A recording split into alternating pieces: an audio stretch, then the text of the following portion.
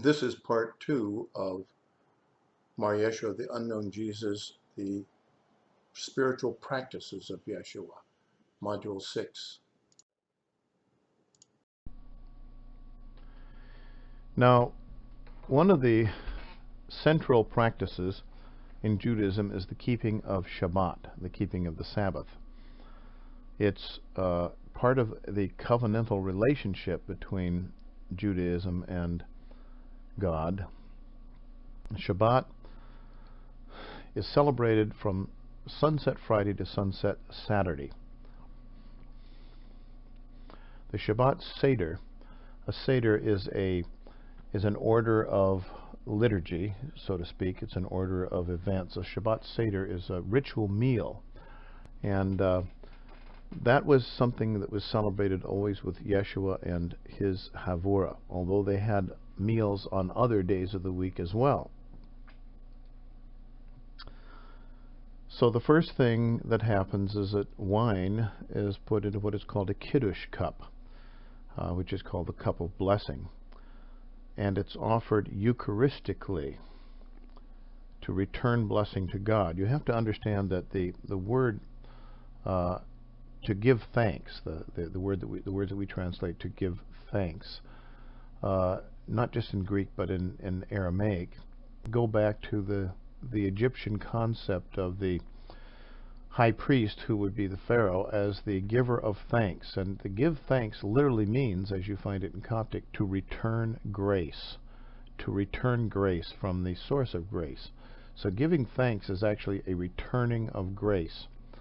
There was a wonderful story that was told about this once by a minister who said that there was a young man who was just starting out in business enterprises, and he was in need of capitalization to go ahead with a very good business idea. And a man who was very well off, who was an older businessman, offered to capitalize his business. And he said, well, the young man said, well, then how shall I pay you back? And the older man said, don't pay me back. What I want you to do is someday you will find a young man like yourself in need of the same kind of capitalization, and if you see merit in it, you go ahead and do the same thing for him I did for you, and in that way you will be paying me back. And that is what the returning of grace is. The grace that comes from God, all the gifts of God, the grace of all that comes from the origin of all being, is something that we are given freely, and it comes to us. And when we share it with others, when we give it out, when we ourselves take that which has been given to us, life and health, happiness, insight, wisdom, whatever we might have, and we share it with other human beings, then we are giving it back to God, and that is returning grace. That's a very basic idea. And liturgically and ritualistically, it was done by a pharaoh like King Menes, who would come down to the river Nile when the Nile flood began, and would offer to return grace, or to give thanks to the god of the gods, through rituals that were done with the water and the cup that was sprinkled and so on. And he was the giver of grace, and that was the highest function of the priest. Well, the Eucharist, or the giving of thanks, or the returning of grace unto God, is done through the cup of blessing, or the cup of grace, the Kiddush cup. So the first part that's done in the Shabbat is that wine is poured into the cup, and it's offered with thanksgiving to God, and God is addressed, and what is said is basically God is blessed. It says, "Blessed art thou, O Lord," and so on, who has done this for us, etc. So that is the way that we give thanks to God. We recognize it. We realize that God loved us first, and so we love and we give it forth that way. Baruch atah Adonai melech haolam. Blessed art thou, Adonai, the King of the whole universe. And then bread or loaves, and sometimes fish, depending upon where Yeshua was, would be offered in the same way. And there are many rituals about it, but basically the Kiddush cup of wine and then the bread or loaves would be offered in the same way. And this is precisely what the origin of the Eucharist was, of the Christian Mass and the Eucharist. It was not in the rituals of eating the blood and flesh of a dying and rising God, but it was in offering to God through these symbols, offering back to God symbolically, saying and committing to spread God's grace as God has given it to us, as it comes to us, and as we are able to continue the flow of this grace outward to those that need it. And then the food is shared, the meal is eaten. And at that time, in the discussions, as people began to get full, then the Messianic teachings were given and questions were asked, and it was all rather informal. And then later, people sang psalms or songs. Now, not psalms as we think of them in their King James language from the book of Psalms, but many of them were psalms that we don't know. We have found them later. They're not in the Old Testament. They're much more recent than that, and they were psalms that would be unfamiliar to many Christians today, but they were very familiar to the Messianic Jews of Jesus' time. And then a final cup of blessing is offered. And Yeshua would preside over this and offer the Kiddushim, the blessings, and he would break the loaves, and he would give the teachings. And this was his Shabbat. This is his Shabbat Seder. And it was very much the format also of what would be done in any meal that they had together. They wouldn't just sit down and stuff their faces. They went through it in a ritualistic way, in a messianic way, and it was known as the Messianic Banquet. So Saturday was a day of teaching, and Saturday was a day that Yeshua would often spend not walking, not moving, not doing other things, but being with his disciples and teaching them.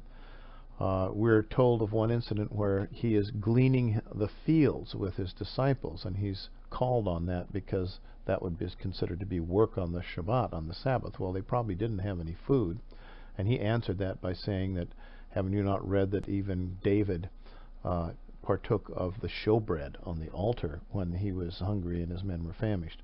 But the gleaning of the fields was something that was always offered as a Eucharistic thing, and the poor and those who did not have food, once the fields were harvested, were welcome to go into the fields and glean them and take what was left over. And that's what Yeshua and his disciples were doing on Shabbat. Many of the things that Yeshua did on Shabbat were considered to be against the laws of men, what Jesus called the laws of men as opposed to the laws of God. These are the Pharisaic ordinances interpreting Torah. For example, they accused him of breaking the Shabbat Torah, Shabbat laws, according to their interpretation of what work was. Healing, for example, was work, for him to heal someone on Shabbat. Jesus said Shabbat was the appropriate time to heal. So that was one of the strong differences of opinion he had with the Judean rabbis, the scribes and elders of the Judean Pharisaic groups. In Galilee, people had a very different interpretation of what Shabbat was. It was a joyous time. It was not a time where people were to go around with long faces and not do anything and not pull their animal out of the ditch if he fell into the ditch and all this sort of thing.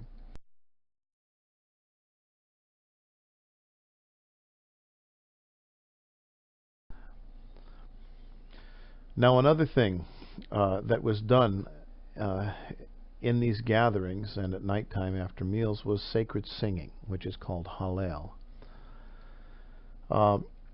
Hallel is a praising of God. We think of it as praising God, and a lot of people will sing hymns using Jewish praise terms, the Aramaic praise terms like Hosanna in the highest and so on.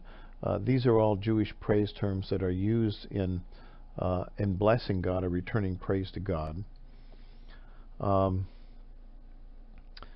singing was known as mizmor, or sometimes nagan.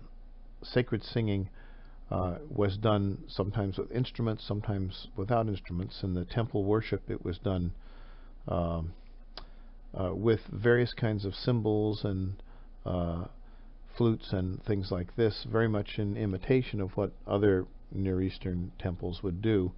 But with Yeshua and his people, it was done mostly with voice. There were not really instruments that they accompanied themselves with. So it was done with voice and together with voice, and you can still hear some of the survivals of this kind of a technique in the ancient Sephardic music of the Jews. A psalm with instrumental accompaniment was mizmor, known as a mizmor, or nagan. But the kind of song that probably Yeshua sang, especially when he sang it alone, and this is what happened with many times with great spiritual rabbis, is they would have special songs they would sing rather than teaching. And in the song itself, which was wordless, it just used syllables. It was a harmonic intoning kind of singing. In that song itself were transmitted divine understandings that were beyond human words. And these songs are of various shades and types. They're called nigunim, or a nigun. And some of the great spiritual teachers of Israel are known for the nigun that they would sing, or that was taken down and memorized by their disciples. And it was a way of passing energy from one person to another, and a way of experiencing an ascent, but doing it musically rather than going through an all-night vigil or something like that. So it was an unaccompanied psalm, very often without words. And it was very often a Kabbalistic psalm of praise. In its most advanced form, no words were used, just lie, nai, nai, lie, die, sounds like this that are harmonic in intent. And these syllables are very powerful if we understand harmonic intoning. If you were to take the seminar on harmonic intoning, you would learn a little bit more about how this is used in many religions and for chanting, and how it relates to the energies of the chakra, or what was called in Yeshua's time the 7 spirits that dwelt in man, and so on. And the nigun relives or re-experiences or transmits the experience of ascent to the Merkaba, to the throne of God, and the return, or an ascent to the garden, to the Pardes, the Garden of Eden, and a return, an ascent to paradise, such as that spoken about by Paul, and it cannot be spoken about in rational words, only in song. And this is kind of the shape that you'll find that the nigun takes. It starts on lower tones, and then it raises up to higher tones and becomes more intense, and finally there's a great kind of propelling forth into the final ascent to the throne of God. And there, the experience and bliss of the throne comes through the intensity of the voice, and then there is a descent that takes you back to your normal reality. And what I'm going to do now is play for you a really wonderful nigun that is sung by a great musicologist and a great musician and a great rabbi.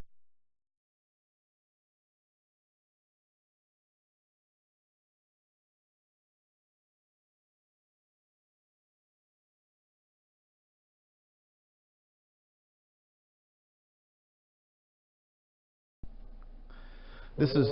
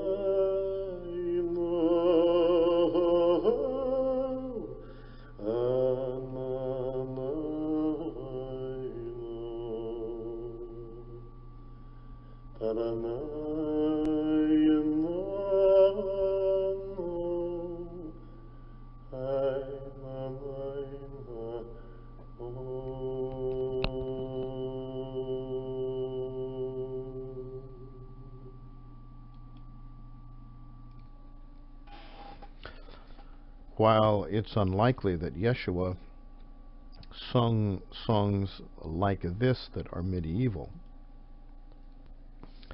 it is likely that as a Jewish mystic, he transmitted things to his disciples through wordless nigunim.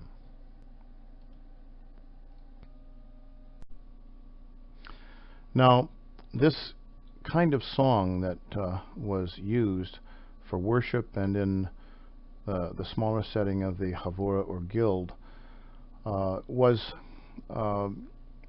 very often from material that you're not really familiar with, and if you want to find some of it, you're going to have to look into the some of the intertestamental literature that was not included in the canon of the Old Testament or not into the canon of the New Testament by the time it finally emerged.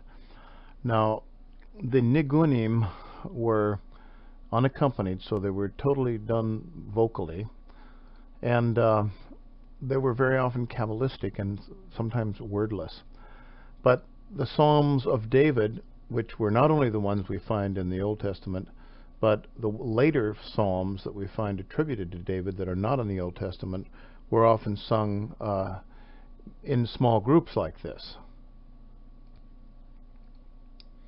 The Odes of Solomon, which it would be well for you to read a little bit more in, you'll find them in Barnstone's book on the Other Bible, were used often and sung often in these events. Songs that were used in the early Christian church appear in the early Christian writings, but probably came into use and were invented, so to speak, before the gospel were written. For example, the Annunciation in Luke's gospel, which is written in Luke's gospel like a psalm, may have been a song that was sung. The Ave Maria that we know today is, of course, a much different melody. We find in 1 Corinthians, we talk of St. Paul talking about how agape, love, charity, as it is translated sometimes, it's actually the Hebrew concept of chesed, which is covenantal love, is superior to faith and to hope.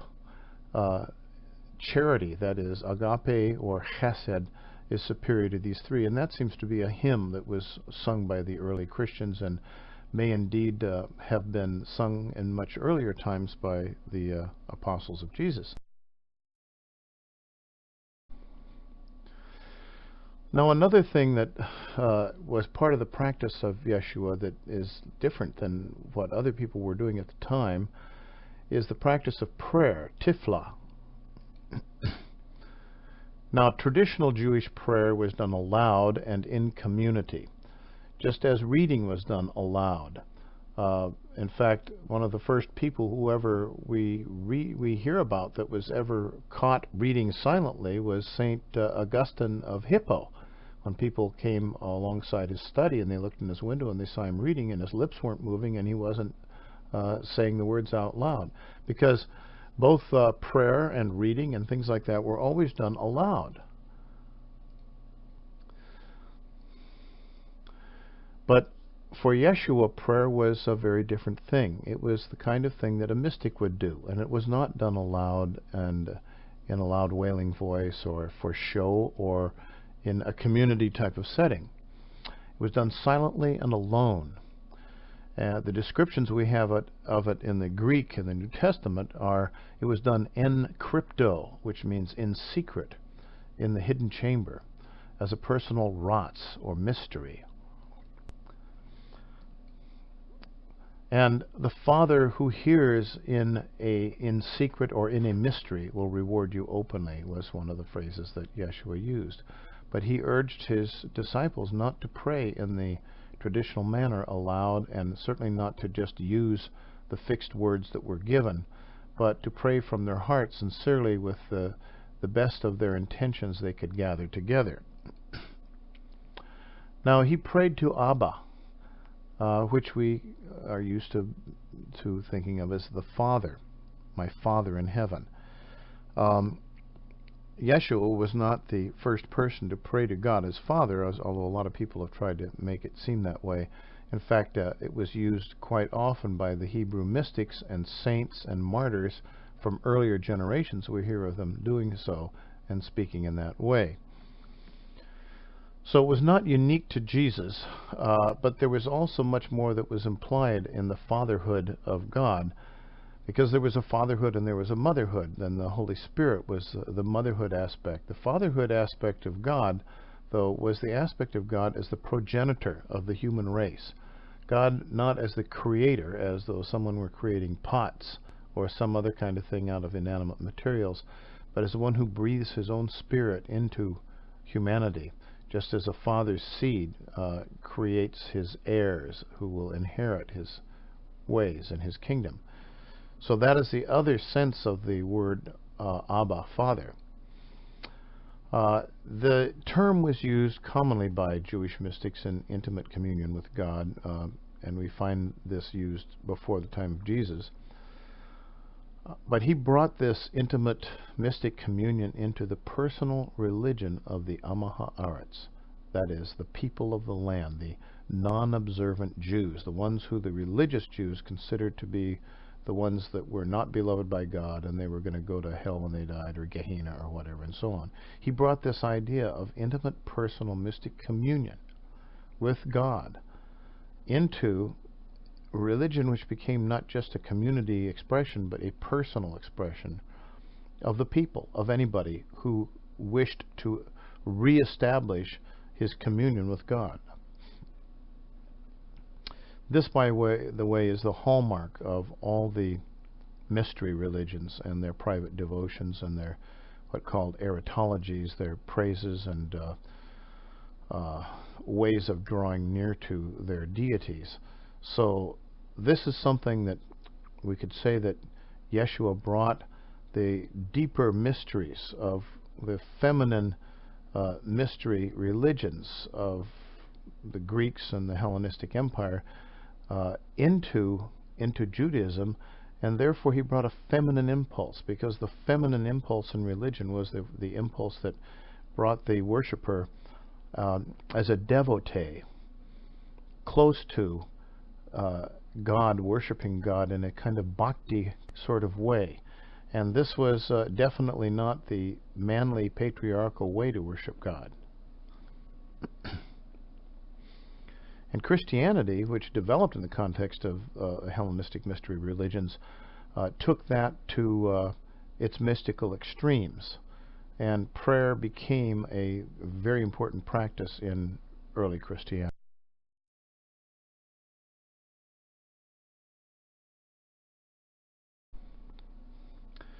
Now, we've talked about mikvah, ritual bathing. In Judaism, ritual purification was done for many purposes, after birth, before marriage, many different kinds of times, but it had to be done in what was called living water. And that was defined as water that was moving, not stagnant water, water that bubbled up from a spring, or water that flowed in a river, or flowed from a mountain stream, or rained down on the earth from heaven and could be collected in a cistern. So it was either flowing spring, river, or rain. The rainwater was often collected in cisterns for ritual mikvah, and it was not used for any other purpose. It was not polluted in that way. If we look at the origins of Christian baptism, the baptism of John, spoken of in the New Testament, which was associated so strongly with John, was a mikvah, and it was a public mikvah, and it was done in a way that was very, very different from something like the Roman baths or something like that. It was not done for pleasure. It was not done for cleansing of the body. It was done for sealing a covenant, for renewing a covenant, a divine covenant with God. And there are many interpretations of the baptism of John. It was like an initiation into a community of the faithful remnant of Israel, and that faithful remnant was not necessarily all the upper class, wealthy religious people who were the self-proclaimed religious, faithful, and righteous. It was a recrossing of the Jordan River, as Israel did when it came into the Promised Land. It was an initiatic purification, purification by water, as we have it at Qumran with the Essenes, and as was used in other kinds of mystery brotherhoods and sisterhoods. Now, baptism was done by Yeshua's disciples. We never read much about the disciples baptizing. In John's Gospel it said that Jesus himself did not baptize, but his disciples did.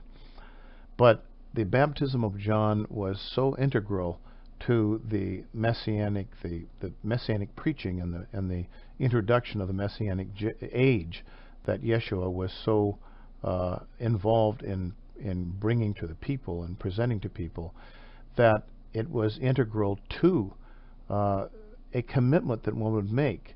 Now, doesn't seem to have been integral to a commitment of discipleship. Discipleship was something that evolved through personal relationship and through walking the halakha of Yeshua and so on. But the baptism, which was practiced from the earliest time, we look in the book of the Acts and so on, people were baptized and brought into the church, was something that was practiced just as it had been with John, except on a much wider basis, not just in the Jordan River. So we can assume that as Yeshua went from place to place in his public ministry, that baptisms were performed, and that he would have baptized in the Sea of Galilee, he would have baptized in the Jordan River, and perhaps at certain kinds of wells and other kinds of places he would have had his disciples perform that kind of baptism of people. But we never see descriptions of Yeshua as a baptizer, only of John, and then we hear of his disciples doing it. So the idea that people are baptized into Christianity or baptized into the halakha of Yeshua, of Jesus, is really a later idea. It's not something that Yeshua himself required or did anything with. And it's a very important thing as we look at and try to understand the meaning of these things, what the connections were and how baptism grew. Baptism became a hallmark of the church without Jesus, the church where the resurrected Christ would appear in visions to people, but not in the walk with the Master Jesus himself. Initiation into the messianic halakha of Yeshua, that is, into discipleship, came by deeds, not by any kind of a statement of belief or an affirmation or even a ritual act. Now, discipleship required participation in the ministry of Yeshua through undertaking preaching missions. We read about where he sends out 72 disciples all over places to preach to people. And this was a very high step in one's discipleship. One became a talmid, and there were many talmidim of Yeshua, and they were not only men, they were also women.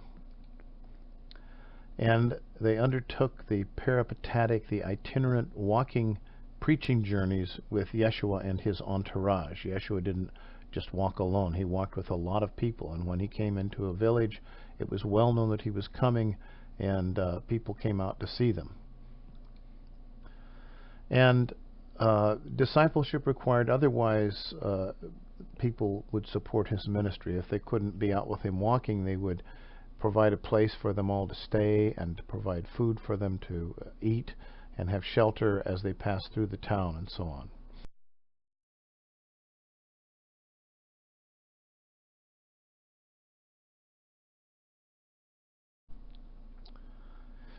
Now, there is another important practice, and it's one that's not really very well understood. It is the vigil, the meditation that Yeshua taught. It was known as Shaqad. We hear about it in the New Testament very often. You will find it translated as watch. What I say to you, I say to all. Watch. The word is Shaqad. And this word is a powerful meaning in Jewish mysticism. To keep watch was something people did defensively when they lived in a dangerous desert world, and there had to be people who were lookouts to see anything or any groups of people that could be dangerous coming in long distances. And that was a very important thing that people did. But the word Shaqad developed way beyond that. It meant to involve oneself in a single-pointed, very alert, focusing activity. We would today call it a vigil, keeping vigil. The only place now that traditional Christianity does anything that we hear much of with vigil is the vigil that's kept between Good Friday and Easter. People sometimes keep vigils. They stay up all night in vigil. But the all-night vigil was a very important part of the inner teaching and inner training that Yeshua gave to his apostles and disciples. It was a method of Jewish contemplation or Jewish meditation that was single-pointed. It was unlike Greek contemplation of images. It was not bhakti. It was not devotional. It was truly yogic and meditational, and it was drawing oneself up into communion with the higher worlds. It was the starting point for Merkaba mysticism, for divine ascent in vision. It was a contemplation of the divine realities of the invisible sovereignty of God that existed at all times and all places and was beyond the sight and vision of most human beings.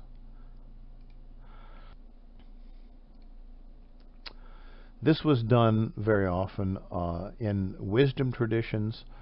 Meditative traditions or vigil traditions are known from the Kabbalistic and other kinds of schools of proto-rabbis, also of desert prophets. We have a wonderful description of meditation and a description of the prophet Elijah, who goes to the top of Mount Carmel and he sits and he puts up his knees and he puts his head down between his knees and undergoes intense meditation as he tries to bring rain to the parched land. And we have other descriptions of Elijah doing things like this when he goes up into the cave and he wants to hear the voice of God, but the voice of God was not in the fire, and that he heard the fire, he heard the thunder, but it was in the still small voice. This is the kind of vigil that is being kept and being taught. It's a single-pointed focus in silence, and the best time and place to do it was at nighttime, when the city had quieted down and the whole human vibration and hubbub of humanity had grown entirely quiet, at least on the physical level. And the best place was up high on some elevated place it would be called a mountaintop, but they don't have really very big mountains, but a hilltop. So why was it done at night? Well, there were two heavens. There was a night sky and the day sky, the Shemayim, the two heavens. And the night sky was the heaven where ascent could be experienced to the throne of God. It couldn't be done in the day sky. It couldn't be done under the sun. It had to be done under the stars. What we call the Transfiguration event, the story of the so-called Transfiguration told in the Gospels, is a story of Yeshua taking three, not one, but three of his closest disciples out at nighttime onto a hilltop. And there they kept vigil. And without their knowing exactly what they were looking for and what they were doing, they simply kept vigil. They tried to stay awake. And they grew cold, and all of a sudden they saw something. They saw Yeshua, the Master, talking to other beings that no one else could see. And they interpret them as being Elijah and Moses. that event, I would maintain, was a kind of preliminary to some very deep training that could have been done in understanding the kingdom of heaven and so on.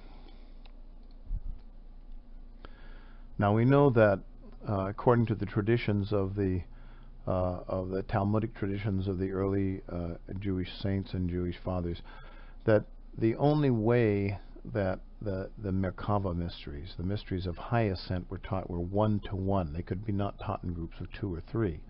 So what Jesus was doing was probably not unlike what was done in the Hermetic mysteries with very small groups of very advanced disciples, experiences that were transmitted to them. But we do see some examples outside of the New Testament of Yeshua working one-to-one. And with one of them, it's Mary Magdalene, and with the other, it is a disciple that's described in the secret Gospel of Mark. And when he worked with those people, who must have been very advanced and very talented, he taught them, according to what we read, as he was teaching them the mysteries, the ratzim, of the kingdom of heaven, the invisible sovereignty of God. He was taking them much farther than the transfiguration event took those disciples, Peter, James, and John. And this kind of initiation into the Ratzim HaMalkuth, the mysteries or the secrets of the sovereignty of God, the invisible sovereignty of God, that is what would be done by Yeshua on a mountaintop, one-to-one with a person. And the description we have from the secret Gospel of Mark is that the person wears a white linen robe, and it takes all night for him to be initiated into this. And probably the Transfiguration event was a vital part or a beginning part of initiation or of work in all-night initiation, but people had to be capable of it, and there's only so far that people can go. And apparently, Peter, James, and John did not go farther than that, but Mary Magdalene did. And that Peter was, historically, we find from historical documents, really quite jealous of Mary Magdalene, and yet she herself was considered to be the beloved apostle, the beloved disciple.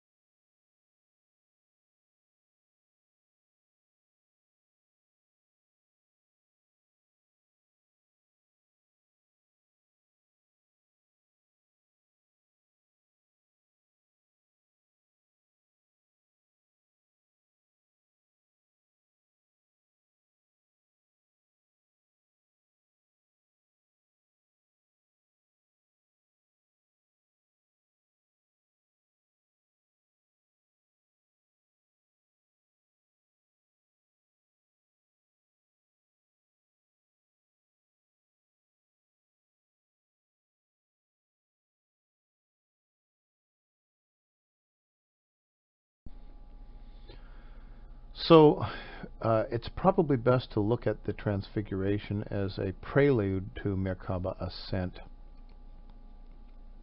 The Masa Merkava is the work of the chariot. And the work of the chariot is, as we've seen in earlier modules, is the work of divine ascent through the different Shemayim and the different heavens to the throne of God, that is taken by a prophet and a pure person for the sake of gaining knowledge that must then be taken down to humanity, whether it's prophetic knowledge or mystic knowledge. The Merkava is the name of the chariot throne of Yahweh, of God. It actually is the throne on wheels that a Middle Eastern warrior king would be riding in when he went to battle. But it's represented as Yahweh's throne on wheels, so to speak, because of the vision of Ezekiel. And here the wheels within wheels that the throne or the chariot throne seems to operate with allow it to move anywhere. It's movable. It can go anywhere.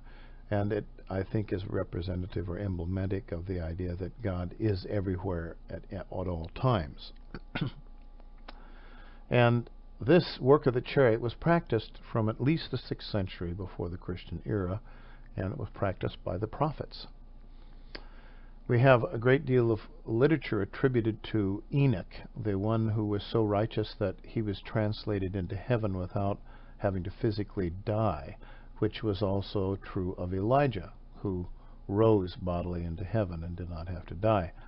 And the Enochian literature tells us about the ascents of Enoch to the Merkaba of God, and they became very widely known, and that literature was widely read as part of the intertestamental literature. You can read it in Barnstone, you can read it in the Apocrypha and Pseudepigrapha of the Old Testament, and continued to be written, and visions and revelations of Enoch, as passed down through other visionary Hebrew mystics, continue to be written all the way into the time of Yeshua.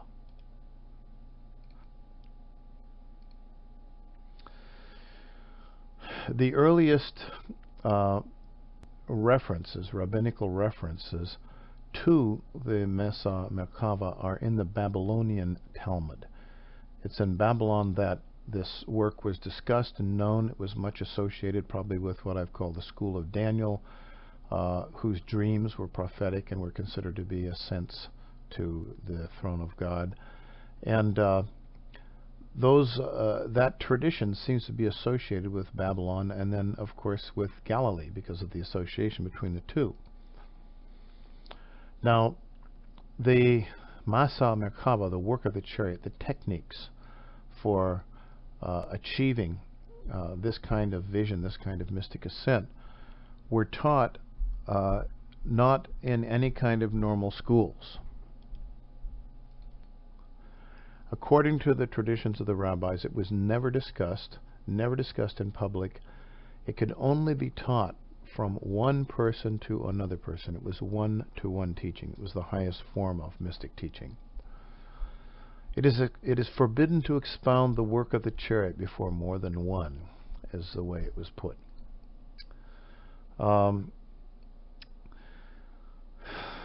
In the 2nd century, we have the development of Merkaba mysticism into another form of Hebrew mysticism that now aspires to get not so much quite to the throne of God as it is into the palace of God, which is made up of many, many halls, or hekalot, the greater heavenly halls. And now the techniques get to be written about a little bit, and they become quite exotic, and people seem to get stuck there, and they don't seem to be able to get any higher. A lot of people go insane trying to do this kind of work. And these are called the Hekalot mystics.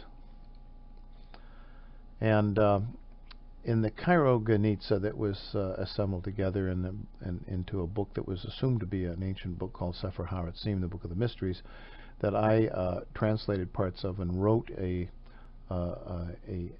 paper on. In the Cairo Ganitza, it probably degenerates into also magical techniques, but most of them are techniques of that become very similar to the techniques of ascent and divine vision that you'll find in the Greek magical papyri. And it becomes a complex angel magic that is sort of under the control of the angel Metatron.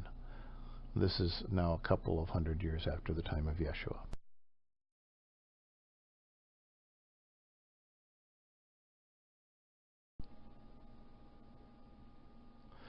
Now, if we take a little closer look at this transfiguration event that's spoken about in the Gospels, Yeshua takes Peter, James, and John to the top of a mountain or a hill, high hill, at nighttime, in the middle of the night, where they have visions of Moses and other invisible guides, those who are working with Yeshua. Yeshua is not working alone. There are many other places in John's Gospel, for example, where Jesus says these people are not dead, they are alive. So this would be probably the second most advanced stage that people would go through with a master of Merkaba mysticism, 3 at a time rather than 1 at a time. Now in the secret Gospel of Mark, one person is taken all night for initiation into, quote, the mysteries of the kingdom of heaven, which, as we've said before, are the Ratzim, the secrets, the secret teachings, and the secret knowledge that come through the experience of the invisible sovereignty or rulership of heaven. And in the Gospel of Mary, she is taken by herself, by one at a time, so to speak, for an ascent through 10 levels for the perfection of her soul. And this is a combination of something like Merkaba mysticism and something like the Hermetic, the ascent through the 7 spheres and the 10 spheres to the Ogdoad and the Ennead and so on. This stuff is much more deeply studied in a seminar entitled The Gospel of Mary and Magdalenic Gnosis. And also in the, you can look at parallel things in concurrent religion at the time of Yeshua if you do the seminar on the mysteries of Hermes Trismegistus and their ascent to the Ogdoad, the highest of the heavens, for communion with the ascended brothers of the brotherhood.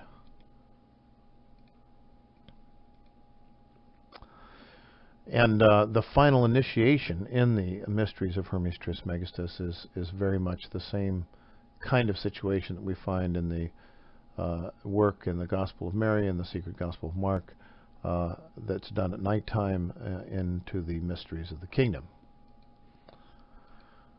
Now, St. Paul describes his ascent to the third heaven. We've talked about it before in an earlier module. He has this experience, the ascent to the Pardes, to paradise. He has this experience at some time which he does not specify. May have been during those 14 years that he was in the Judean wilderness with a community of people where he learned basically all that he could of the teachings of Yeshua. And it's also possible that he learned his ascent traditions from his teacher, the Rabbi Gamaliel, who was a great mystic rabbi. We don't know, but we do know that there is much evidence, so there's quite a large footprint for the Merkaba mysticism in the Messianic mysteries of Mar Yeshua and in early Christianity.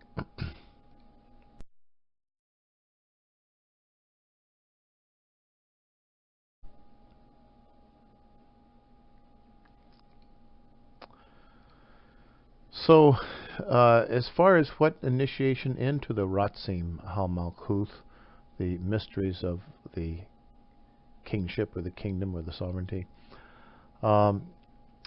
we can learn more about these things, as I said, in the seminar on Mary Magdalene and what we find in the secret Gospel of Mark. We know that Yeshua and his disciple alone were doing exactly what would be done in the highest form of Merkaba mysticism when it was transmitted from one person to another. We know that it occurred all night on a mountain, and we know that a white linen robe was worn in the secret Gospel of Mark.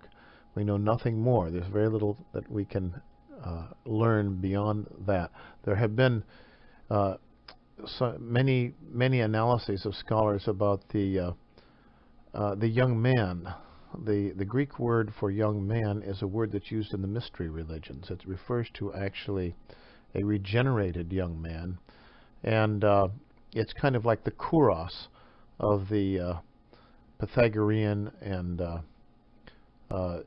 descent into the divine underworld mysteries that we talk about in the initiatic mysteries of classical antiquity.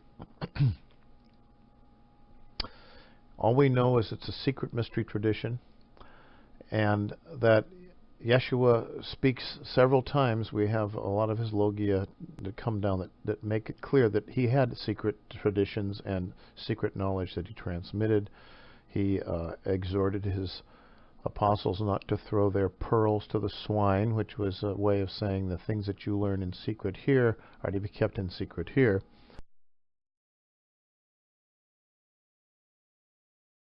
And so we can assume there was an apostolic inner gnosis of some sort that did not really come out through the main church and the main churches.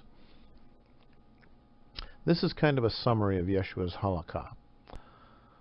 The disciple, the Talmud, studied the halakha of the master, Mar Yeshua, or Rav, later it would be Rabbi or Reb or Rebbe.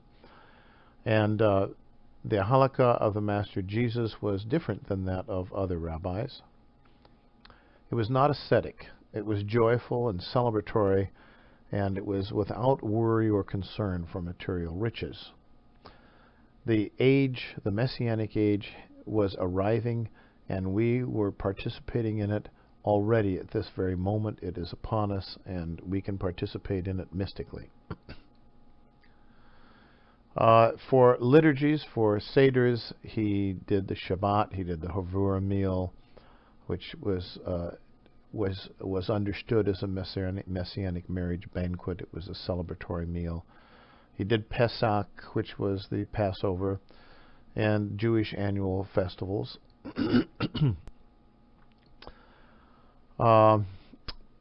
He used and was very comfortable with the baptisms of John, the mikvah of John, but that baptism was done to people on the sort of outer levels by his Talmidim, by his apostles, his disciples. And they continued the tradition of the baptism of John, of bringing people from the old age into the new age and making them ready for the renewed covenant. He used teaching at the meal. He used public teaching. He had private teaching. He did Hallel, singing psalmody. Of some of it is canonical that we have, some of it is non-canonical, and various kinds of praise. And these were always parts of meals and seders that were led by Yeshua. For his prayer, it was not public. It was not conventional public prayer, but it was private and silent. He prayed to the Abba, who is the progenitor and the father of all reality, through emanation of himself and through emanation of his image into the human being, who was a microcosm of the great macrocosm. He practiced and taught Shaqad, vigil, or meditation. And it was single-pointed, it was done at nighttime, and it was a technique of Merkaba communion and ascent in different levels of progress. And it was apparently the means that he used to initiate people into the Ratzim of the divine Malkuth, that is, the mysteries of the kingdom of heaven. And apparently all members of the inner circle were given this initiation at whatever level they could receive it. And apparently Mary Magdalene was the most advanced of the apostles and disciples and received the highest form of this initiation. But there were other people as well, according to stories such as Secret Mark, who received it and whose names are not part of the history of the early church. They're probably part of the history of early Jewish Christianity.